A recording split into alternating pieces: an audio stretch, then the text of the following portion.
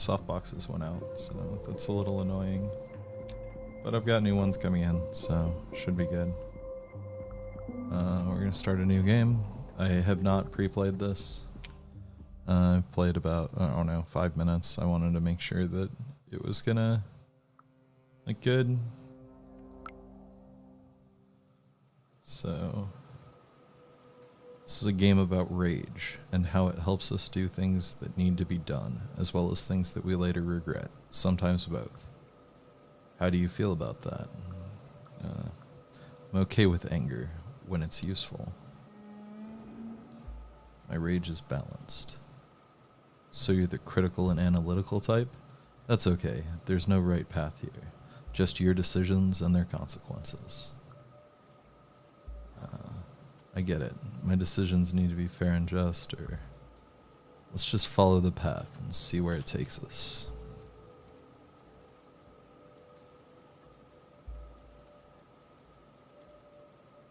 The forest. The woods are full of stars. They flicker, come closer, run away. They want me to chase them, to play hide and seek. I hunt.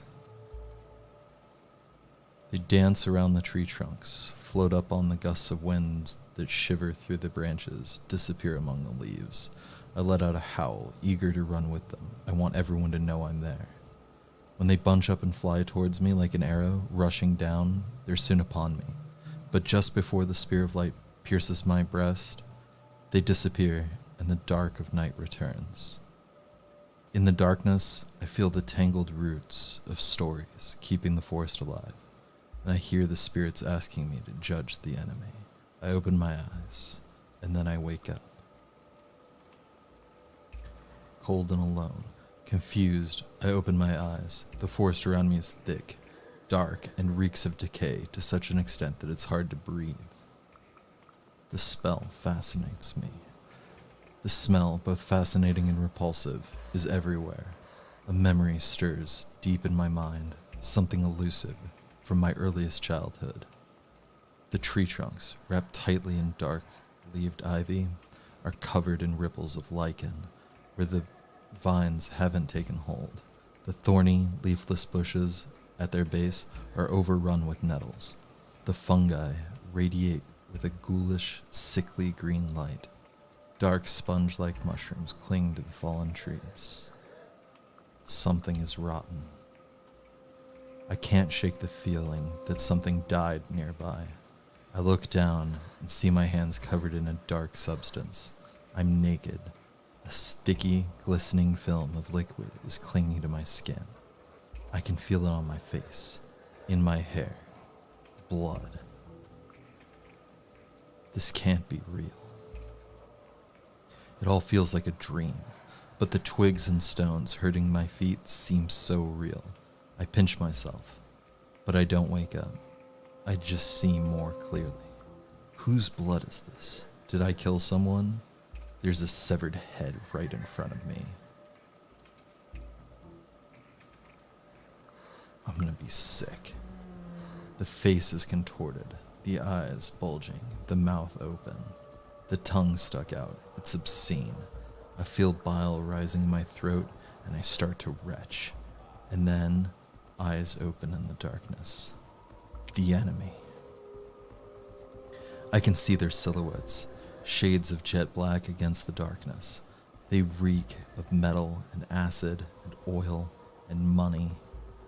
Massive creatures, some with mandibles, some with spidery legs. Their faceted eyes burn like small industrial furnaces. I look at them, and then something wakes inside my chest. Delight. They see me as prey, and I'm delighted by their stupidity. I get up and start to run. I make sure to catch my foot on a gnarled root and stumble. They follow. I lead them towards my friends waiting in the trees, ready for the ambush. I bite my lip to hold back laughter. In a moment of clarity, I almost understand what the forest wants from me. And then I wake up.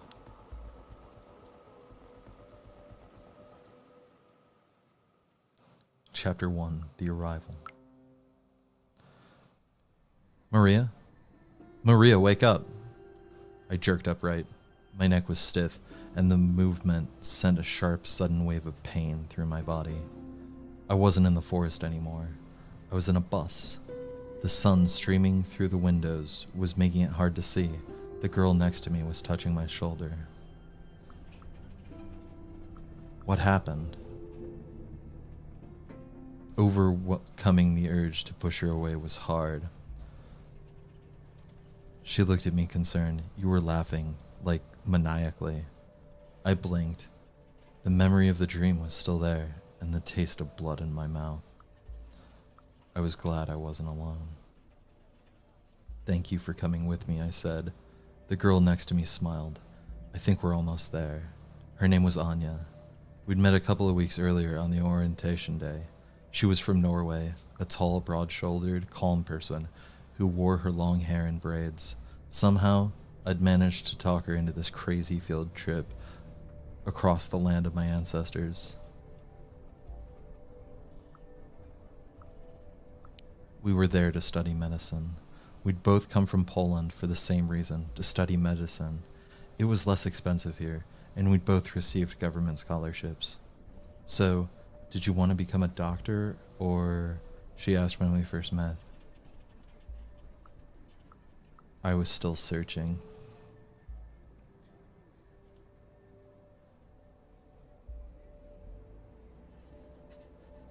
I was still looking for something to inspire me.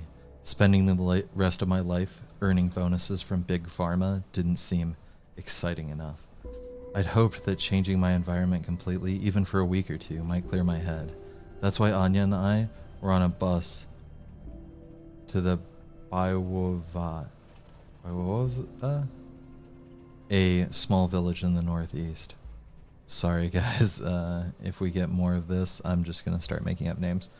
A small village in the northeast, Poland, near the border with Belarus. It was famous for its national park, the very last European bison, and, according to a quick web search, occasional tensions between far-right troublemakers and the local Belarusian community. Anya seemed excited.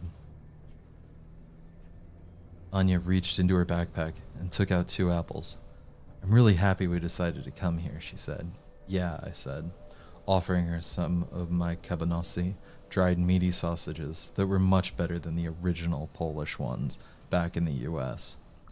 I was glad Anya decided to come with me. I had problems keeping friends around, and I really needed one. I did some searching, she said from over her phone, and this place is amazing. The last primordial forest in Europe. This trip was my idea. Our summer language course was starting in a few weeks. I had managed to talk Anya into skipping the tours of concentration camps and old churches and visiting Białowieża National Park with me instead. So far it's beautiful, she said, her eyes smiling. But why are we here again? Good question. Why were we there? The most honest answer would have been because I've been dreaming about the forest in Bia ever since I can remember. But people didn't understand when I said things like that. I looked in her eyes. I kept it simple so it wouldn't freak her out. I'm looking for my roots. I kept it simple so it wouldn't freak her out. What I didn't tell her was even more important. I knew my family was from there. None of my relatives spoke about it, though. There were a lot of things that weren't spoken about in my life. Strange dreams that plagued me. Half-forgotten tales about forests and wolves that I'd heard before my mom took me, ran away, and cut off all contact with my dad and his family. I waited for her to respond.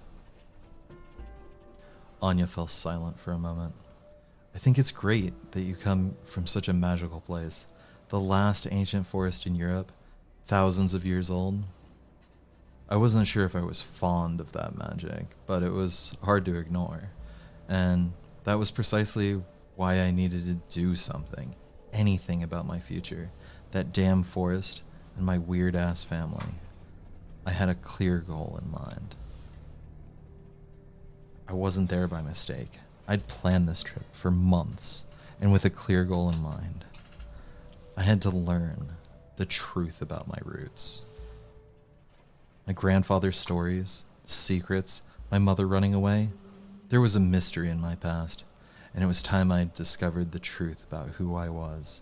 But honestly, I had no idea what to expect.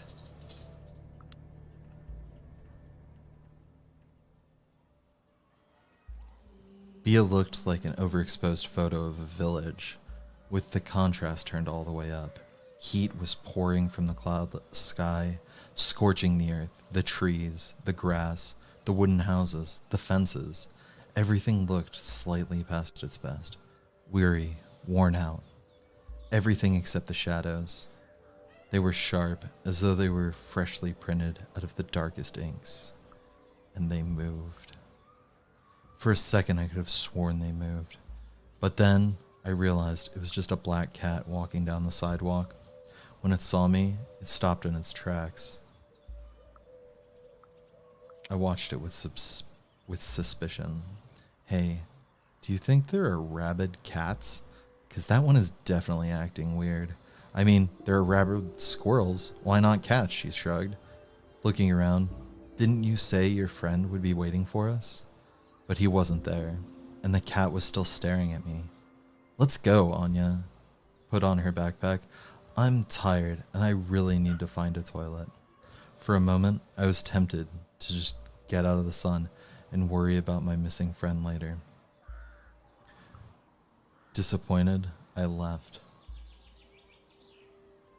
I grabbed my backpack and started walking. I hate when people break their promises, I muttered under my breath. Anya caught up with me. Don't worry, you'll find him later. Bia had a few hotels and hostels, but the preferred form of accommodation was bed and breakfasts. That's where we stayed. I found one that was nice, clean, and that had good reviews. We had a room on the second floor with a huge window and a great view of the forest. We dropped off our stuff and freshened up a bit. Maybe we should have waited for your friend, Anya asked, concerned. I shrugged. I'll find him sooner or later.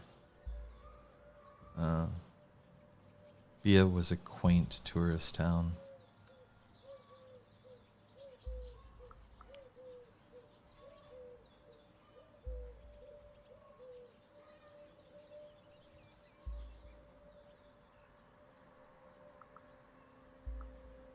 But I had other things on my mind. I had a clear goal in mind. My family was entangled with this town and the forest. I had to uncover my roots. Anya went with me.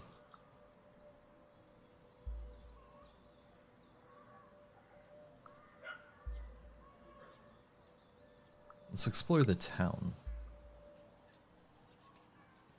As we walked through town, Anya nudged me and pointed at a tall, broad-shouldered, freckled guy standing at the bus stop with a lost expression on his face. I remembered his face from the pictures on social media. It was the friend who'd stood me up earlier. I was glad to see him. Bartek. Bartek? I waved to him and smiled. Sorry I missed you earlier. Maya, what are you doing here? He blurted with surprise when he saw me. I was sure you were coming on the later bus. We started walking and talking. His accent was broad and Eastern European. Anya liked him. Anya took an immediate liking to him. I could tell. I could always smell romance in the air. We walked along the only street in the village, nearing the center, if you could call it that. Every house had a garden, and the air was dense with the fragrance of flowers. I took a deep breath. So, did you manage to trace the name I gave you? I asked. Bartek shook his head. Nothing. Absolutely nothing. Sorry. He was avoiding my eyes. A trickle of sweat ran down his temple. He was clearly lying to me. But why? Come on, man, I said. You wrote to me that you'd found something. But he just clammed up. You know what? I think you should drop it. I stopped. He was scared of something. I turned to Bartek and touched his arm. What's eating at you, man? He shrugged and shook his head. You can tell us, Anya added gently. I gave him time. I swallowed the urge to shake it out of him and just waited. It took a while before he finally opened up.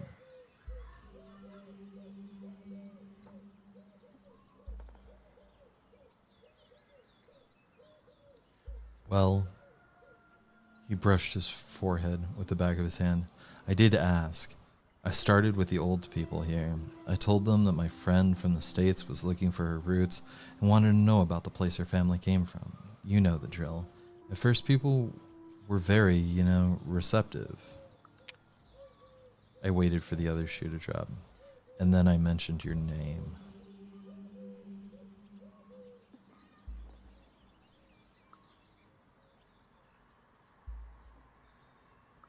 I urged him to continue. Bartek, no dramatic pauses, please. The tension is killing me. One of the old men here told me to go to hell. The other spat on the ground, and his wife crossed herself.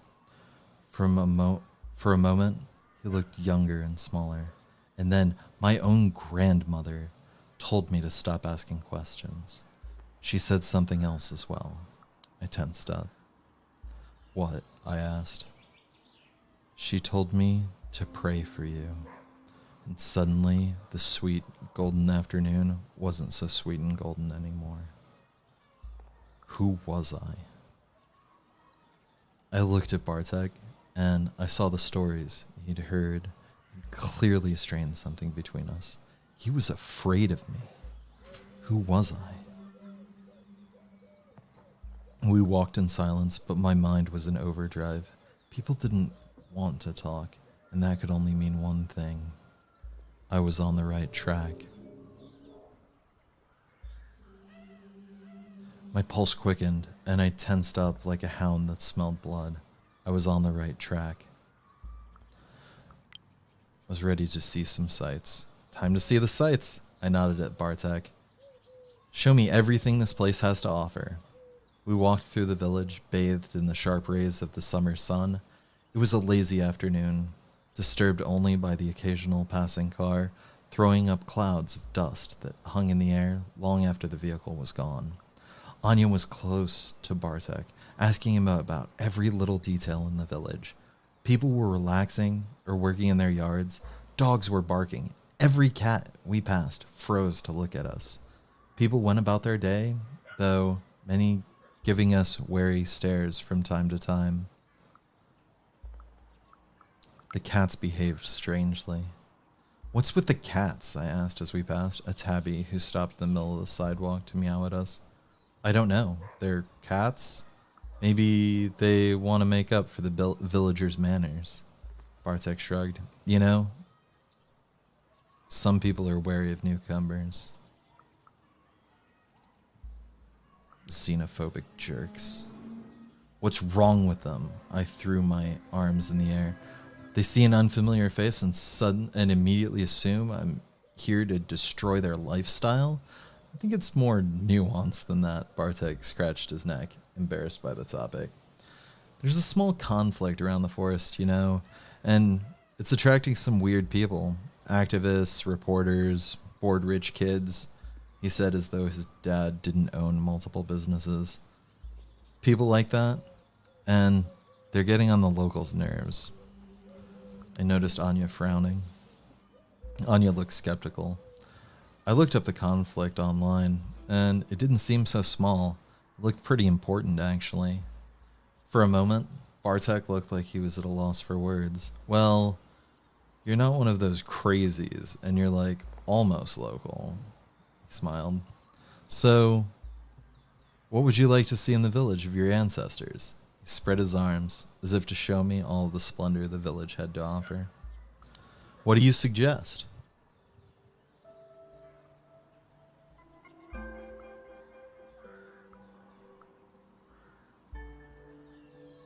New friends, hidden tensions.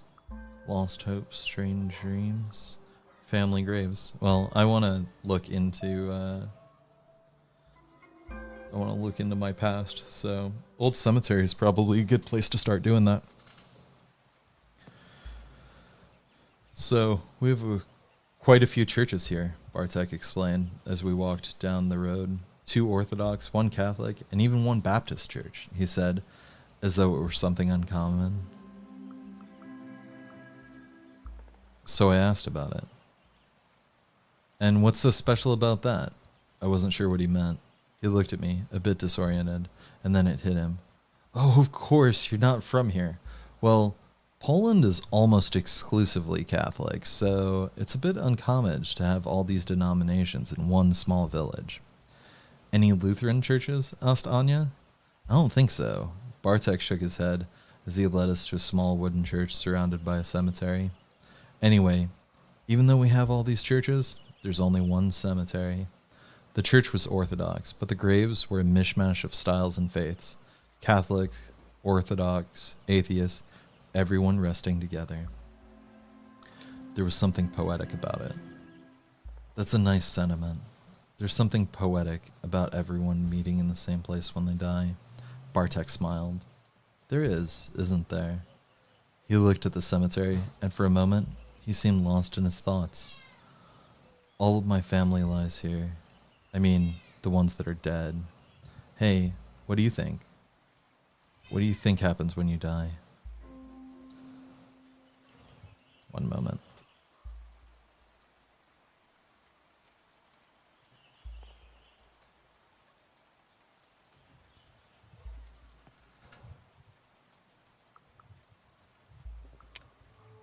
Only memory remained.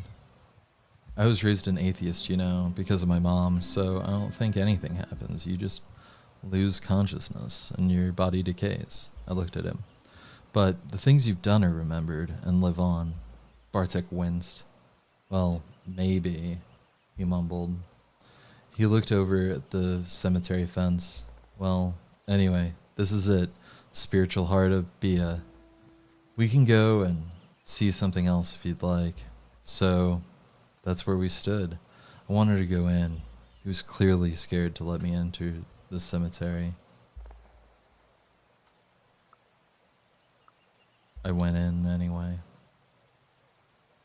Are you kidding me? I didn't come here to just look at something. I came here to look for something, I said, opening the gate. Bartek shifted uncomfortably. I don't know if that's a good idea. He was hiding something. You found it. My family's grave. Maybe? So what are we waiting for, Anya? Smiled at him. He mumbled something and led us through the labyrinth of graves to the far end of the cemetery. The walkways were narrow, and I could tell Bartek was having a hard time finding the way. It wasn't that he was stalling, he just genuinely wasn't sure where to go, especially when we got to the older part of the cemetery. At some point, we saw a woman, tall, broad-shouldered, and long-legged, with gray dreadlocks pinned to the crown of her head. She must have been in her late 40s or early 50s. She was marching through the walkways with the fury in her eyes. Bartek quickly stepped between the graves to get out of her way. I didn't move. I didn't see any reason to move out of someone's way, so I didn't. Are you lost? The woman asked in Polish, looking at me with surprising concern. I asked her for directions. Actually, I'm looking for an old grave. My family lived here and... What's the name? Porodix, I answered in a perfect Polish accent. Young Porodixawa. She used an antiquated feminine form of the name. She shook her head. I'm just coming back from there. Go to the end of here, turn left, and then go to the far corner of the wall. She looked at me in a funny way. Why was she there? Why were you there? Is that your family? Did I have a 50-year-old aunt or cousin in Bia? My grandmother knew your family, it would seem, she answered. She always made a point of checking on their graves, so I'm upholding the tradition. Where did you get so big on tradition? Bartek snapped. It was only then that she noticed him. Oh, it's you, she said, with barely hidden disdain. Well, I'd better be going. See you around, I guess? With that, she left, followed by Bartek's hostile gaze. I asked Bartek about her. Who was that? I asked. Watching the woman leave, Bartek winced. Oh, that's Olga. She's a local activist. She left BIA when she was 18 or something and returned a few years back with the notion that she was going to change this place. We continued to the far corner of the cemetery. There, seemingly forgotten and covered in moss, was a lonely grave. It was damaged. The tombstone was broken deliberately. Someone had obviously smashed it with a hammer. The name was half erased. The plaque was also damaged. Someone had tried to scratch out the name, but the letters were still visible. There was a circle around the grave. There's a circle of coarse salt around the grave. I'm sorry. I didn't want you to see that.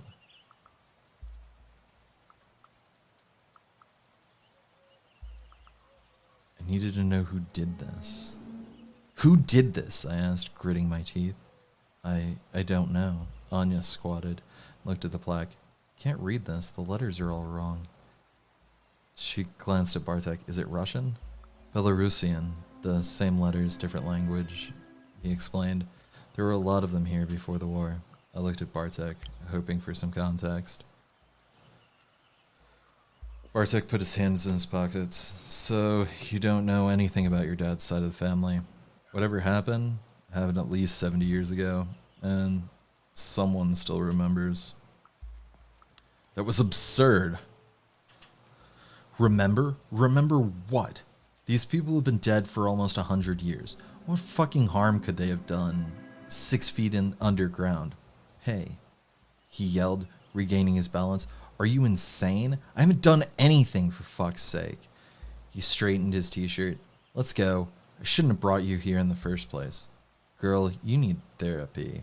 Anya shot me a disapproving glance and ran after Bartek. I looked at the grave. For the last time, my family's name looked strange written in unfamiliar Belarusian letters. As we were leaving, I was thinking. There was something unnatural about my family, and me coming to Bielorussia had stirred some old demons. I just had to find out what my ancestors were doing there, who they were. With that thought, I left the cemetery. The day was hot and beautiful, yet I couldn't stop thinking about the devastated grave. Let's go check out the abandoned railway.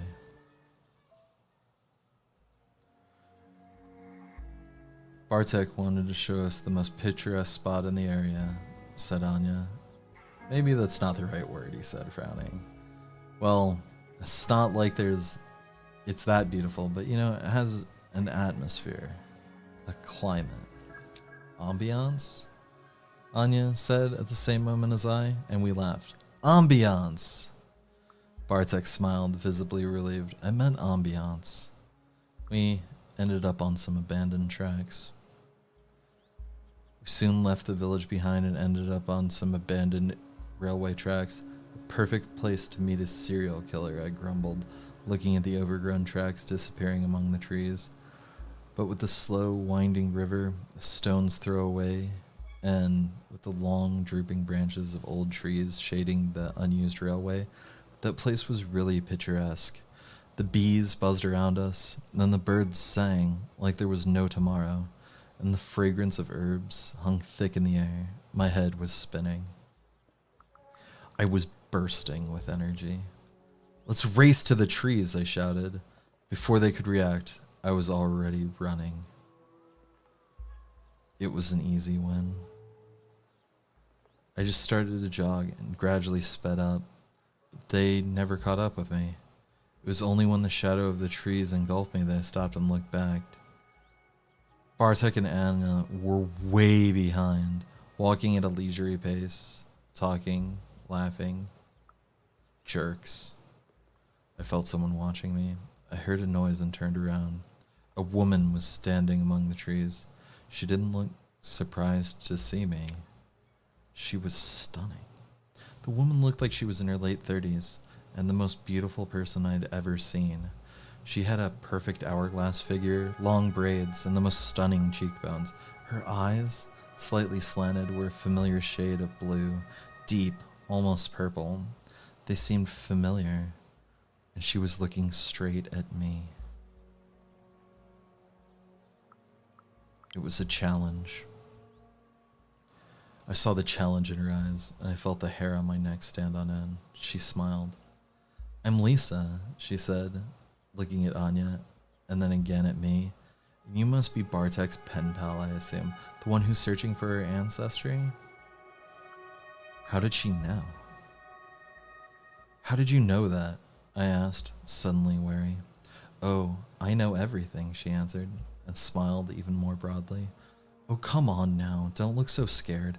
Bartek's grandma is my friend, and she's, well, talkative. Since we're alone, I have some advice for you." She looked at the way I'd come. "Don't get too attached to your friends there. It won't last." I didn't know what to say, so we just stood there, looking at one another. "Do you mind if I join you?" she asked when Bartek and Anya approached. I noticed Bartek getting tense. "So what's the story with you two?" I asked Bartek. "She's from around here, but she helps with the protests."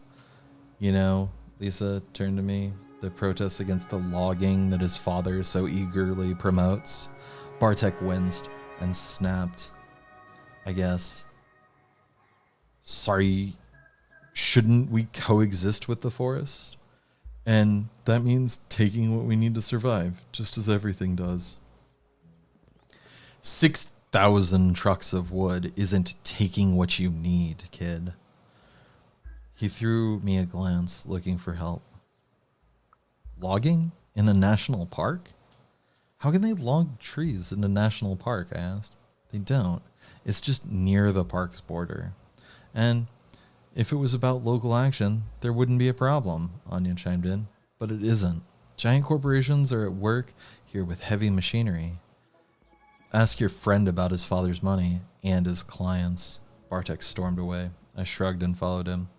Lisa followed me. We walked the narrow path. The path was too narrow for all of us to walk together, so at some point, I found myself walking with Lisa. She would squat from time to time and collect some herbs. "So, you're looking for your roots," she said after a while. "Why?" It was none of her business. "Why not?" I answered, less politely than I intended. She looked at me and raised an eyebrow. "Sit down with me." She nestled among the roots of an old tree, reached into her basket, and took out a blunt. "Let's have a smoke, and I'll tell you a story." She noticed when I hesitated. "You need to hear it." I took the blunt. Drugs are bad, okay? So, this is a fictional story, and I took the fictional blunt. Lisa let out a cloud of smoke and started talking. "From what I learned about from Bartek's grandma, you're asking the wrong questions about the wrong people." Her voice was so soothing. I closed my eyes and just went with the story. "This is a tainted land, girl. So much blood was spilled that Puska almost lost her mind." "Puzuska?" "Puzuska was one of the words for forest. Polish had lots of those, but she used it in a weird way. Why do you call the forest Puzuska? Isn't Las the right word?" "I call her Puzuska because it's her proper name."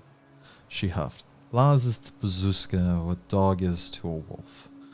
Domesticated, enslaved, used. Puzuska is the primeval forest, one untouched by humans. Primal, strong and feared." There was admiration in her voice, and I realized that the words sounded like the rustle of leaves, like the wind. Pushusha. As I was telling you, Shusha almost went mad, and it's not wise to wake those spirits, especially not now. But I need answers. What do you mean? I need answers. She looked at me with those uncanny eyes. Her gaze was almost unbearable, hard, with anger smoldering somewhere deep within, ready to jump at my throat. And then, suddenly, something changed. Lisa sighed heavily. You have no idea, do you? About what? What do you mean? I asked. So you have no idea who you are. Nobody told you what it was like here during the war and after it. Her eyes lost focus, as though she was looking at something only she could see. In 1939, when the war broke out, first came the Germans and then the Russians. You know, they actually worked together. Stalin never forgot that he was beaten by the Poles in 1920. She shot me a glance. I nodded politely. I didn't really care, but I did nod politely. Oh, you have no idea what I'm talking about. It doesn't really matter, really. Anyway, many millions of lives later, Stalin and Hitler stopped sleeping together, so to speak, and the Germans came, and then the Russians again, and then there were the forest soldiers.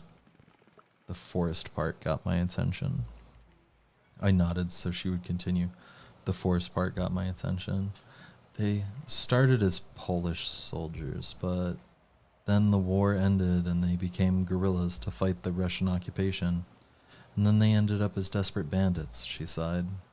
For the people who lived here, they were all the same. Germans, Russians, forest soldiers. They killed, they maimed, they tortured, and burned villages. It didn't matter what language they spoke.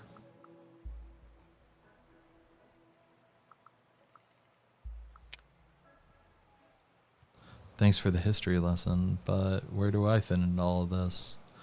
My great-grandparents were from here, she sighed.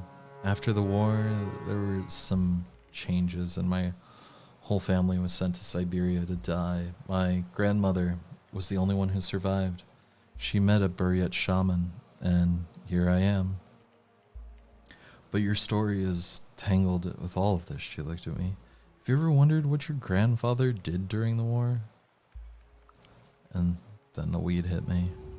And of course, it was the moment when the weed finally hit. That stuff was powerful.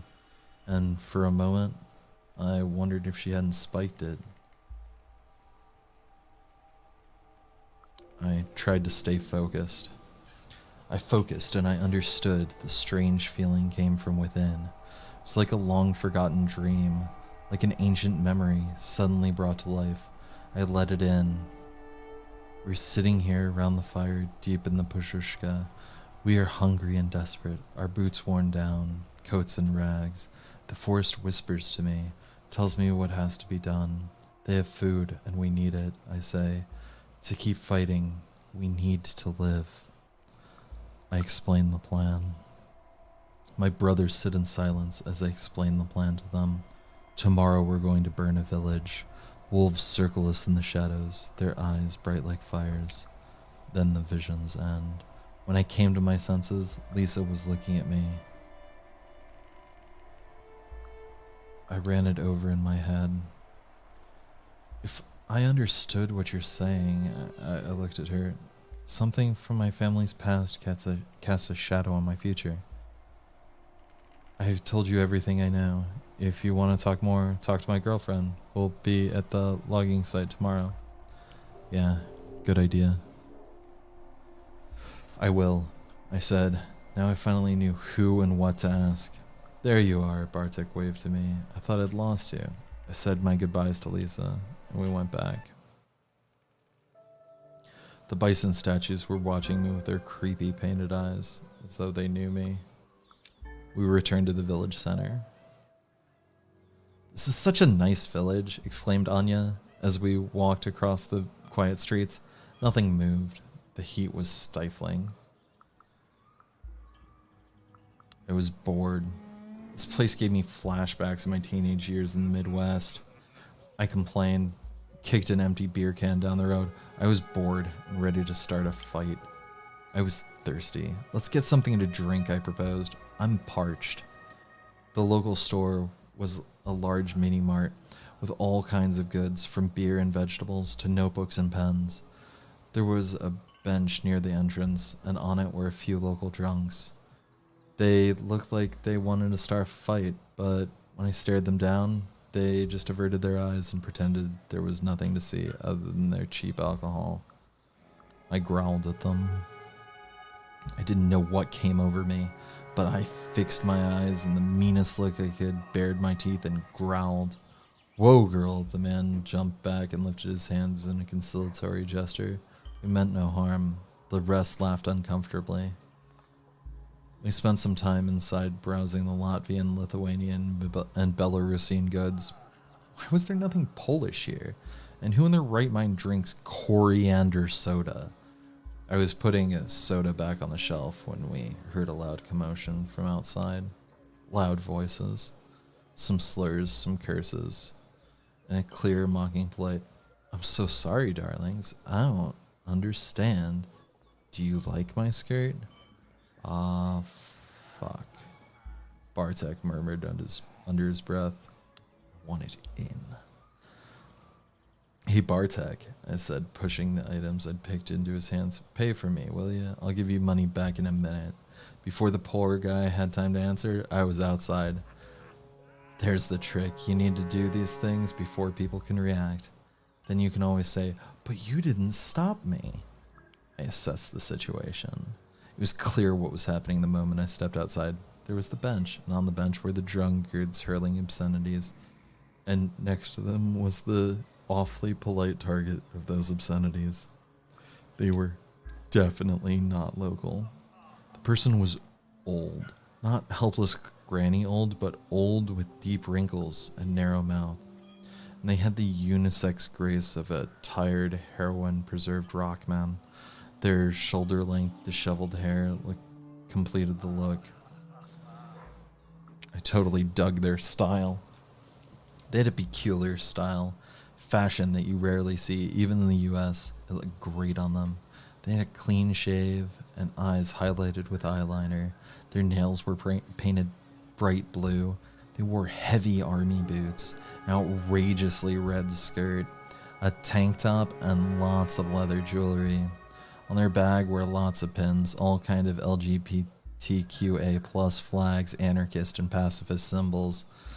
I think some German band stripes. I approached the drunkards. I zeroed in on the drunkards.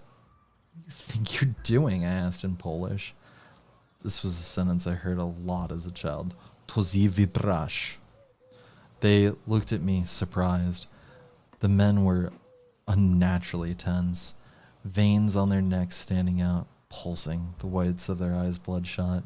And who the hell are you? Asked the one who seemed to be the leader of the group. I punched him.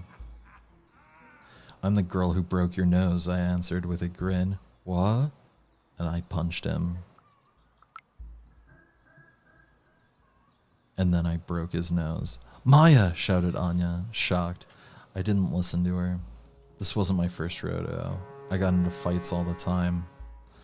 I loved fighting. It's the only way that I could really get my heart pumping, my body working, the adrenaline in my veins, and an enemy under my fists. It was a glorious feeling. The stranger in the red skirt also wasn't new to such situations. I could only admire the way that they used their heavy army boots. We kicked their asses. We punched, we ducked, we kicked. Some bloodied knuckles were a small price to pay for victory. But before anything serious could happen, there was a pierced, irritated shout. It stopped us all in our tracks. Hey! Someone said suddenly from behind our backs. The voice was loud and piercing, and there was something about it that made the men stop immediately. Made me pause as well, but the stranger in the red skirt seemed to stop out of politeness, not because of the sheer power of the voice. I turned around. It was Lisa. What the fuck is going on here? Kim, are you insane? And you, she pointed a finger at the men, you should stop drinking that moonshine. It makes you pick fights you can't win. She looked ferocious. And the drunks started explaining themselves.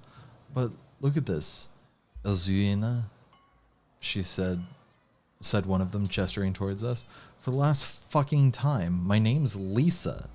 She was furious. And this is my friend. You're going to leave them alone. Got it? The drunkards mumbled and then went back to drinking. Thanks, Lisa, Kim said in English. You shouldn't have. Oh, but I wanted to. How did she command so much respect? Why did they listen to you, I asked. She turned to me and shrugged with just a hint of a smile. Oh, they have their reasons. I think I saw relief in her eyes when she looked at me. Hi, Maya. I was worried you'd gotten yourself into trouble there. So, will you join us on the anti-logging protest tomorrow?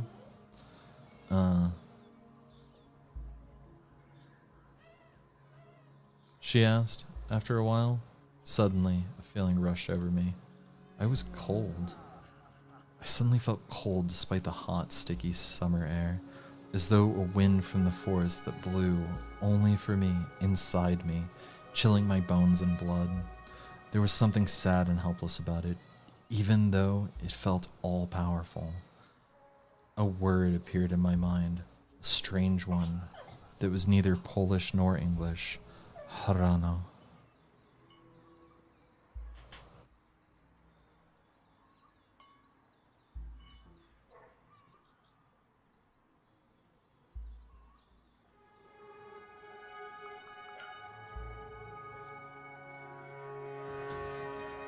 I felt like I was being watched, and I looked up and saw Kim observing me with a curious expression. We haven't been properly introduced, they said in a soft voice. They were hiding something. I looked at them and realized they were much more than they first seemed. Under their colorful attire lurked something else, something primal. Why are you looking at me like that? I asked. I know you have strange dreams, they whispered. I suspect that the forest is reaching out to you. They leaned in closer to me. It runs in your blood. The words were like a punch to the gut. Trust me, I know. I didn't want to hear it. Bullshit, I whispered back through clenched teeth. You're a warrior, they said, looking at me in the eyes. You'll make it through in one piece. Suddenly, I felt confident. I felt a surge of confidence. I wasn't making that up. There was something strange in my family history, and there were people who knew what was going on. Before I could ask more, Anya and Bartek approached, and Kim shook their head, silencing me. Meet us tomorrow at the logging site. They blew me a kiss, put their arm around Lisa, and walked away. We decided to leave as well. I kept looking over my shoulder, but no one was following us. We called it a day and went back. The B&B was quaint. I left Anya and Bartek outside. They looked like they needed some time alone to say their goodbyes. When I got out of the shower, Anya was back, smiling and a little flustered. What a day, she smiled. So, what do you think? I made a quick mental inventory of everything that had happened that day.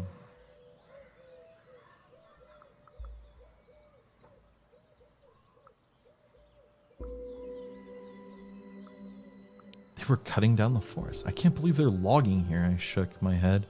Isn't the forest on a UNESCO list or something? Yeah, I know. I wanted to check out this protest people were talking about. Maybe we could go there tomorrow? I remembered the scene in the shop. Remember the shop? The tension seemed almost unnatural. I didn't think people in Poland usually picked fights so easily. Maybe they just envied Kim's style. Anya tried to joke, but she seemed worried. I told her what happened when I talked to Lisa. Something weird happened when I was talking to Lisa. I was thinking it was her joint, but I saw some things. It looked like something from the past, like from your past. For a second, I reached for words to explain to her, but I couldn't really. I think it was my grandpa. It's hard to say, but sure was weird. I mentioned the graveyard. What happened here that people are still vandalizing my family's grave? What did my grandfather do? She put a hand on my shoulder. Whatever it was, it's not your fault. It wasn't, but it could be my responsibility. I didn't feel like talking anymore. You know what? I'm seriously tired. Let's call it a day, shall we? Soon we were both in our beds, ready to sleep. I was tired, sure, but also excited. And excitement isn't the best for sleep. I lay there for a while, thinking about everything that had happened and what might happen next. The wind from the open window tapped over my skin as I watched a silver rectangle painted on the wall by the moonlight.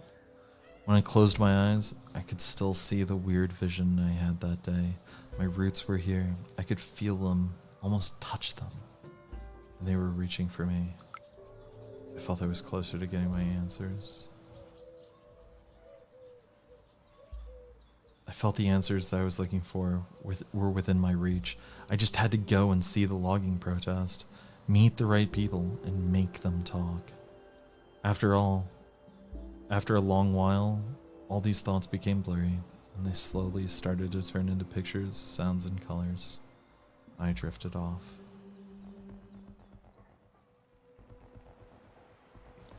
In a big city, old men sit in leather chairs, lazily enjoying their ever-growing wealth. They watch Bielorussia on flickering screens. They watch me. I feel excitement rising deep within my stomach, throughout my whole body. I am a weapon. I am a razor-sharp knife. I am a sword. I am a gun waiting to be fired. I am asleep for now, but soon someone will use me, and I can't wait. I feel a pull, and I surrender to it. I am pointed towards the clearing. There are piles of fresh corpses of people who died too young, skinned and mutilated. Their loved ones stand around them, grieving, unable to do anything, waiting, and suddenly, there are just trees and tree trunks. I howl. I look at the moon and I howl. The trees are dead, and I'm the only one left to sing their story. There's a stench in the air like meat rotting in acid, but somehow worse. I see the monstrous army. Their mandibles are whirring chainsaws. Their long metal arms are wrapped with black pipes that look like glistening intestines. Their smell is vile. They wait unmoving. I turn to the forest for answers. The dead don't hold answers, and neither do the machines. I walk between the trees, trying to hear their wisdom. They whisper to me, telling me to look at the sky. There, between the stars, two shapes circle each other, an old, sad wolf with gray hair and a white weasel. They keep their eyes on one another as they continue their dance, suspicious but not hostile. We need to fight the enemy. The awful, rotting stench, I know that much. But how can we do it when we just don't trust each other? They stop. They look at me in the clearing. I jump towards them. I want to be with them in the sky. I try to jump, but suddenly my legs feel weak. They descend to the opposite side of the clearing. One by one, other shadows join them. I stand in the middle of it all.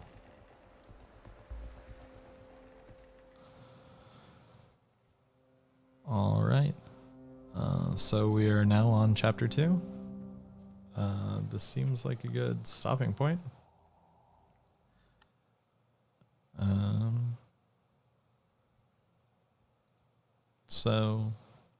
I think I'm going to continue doing this. I'm going to do a less... looks like this will be a 5-part Let's Play. I'm open to any feedback. Just let me know. And I may do the second segment of this tonight. I may not. Got to make that decision later. but if I do, I will see y'all then.